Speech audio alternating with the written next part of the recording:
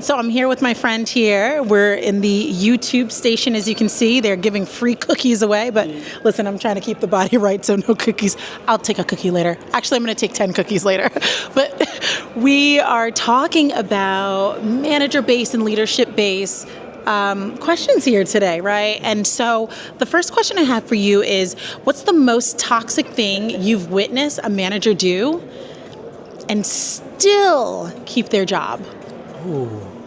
Oh, I had this one time whenever I was working for this one company, and this manager, we had to move crates of this soda drink. Yeah. And so we were trying to move it and we're trying to push it and all the type of stuff.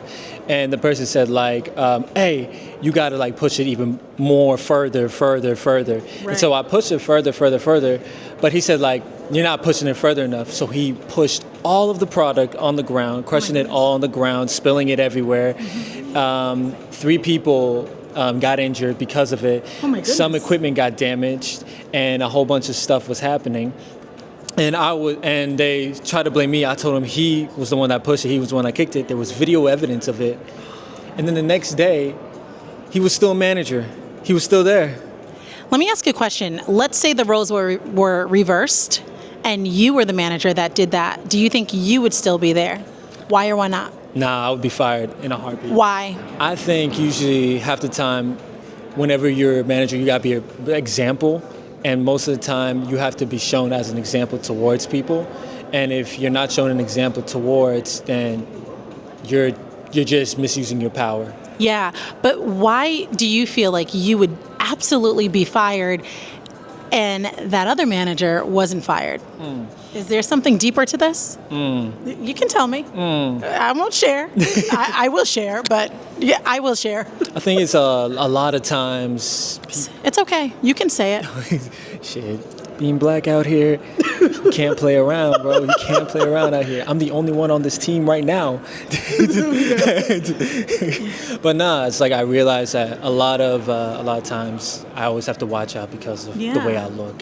Yeah, we're here smiling, and I think that is the beauty that black people possess. You know what I mean? There's always that smiling at the end of the day, but that's real pain that you talk about. You were apprehensive to even say that, and those experiences are important for us to recognize, right? That it is very, very different when it comes to the experience of folks that are from underrepresented groups.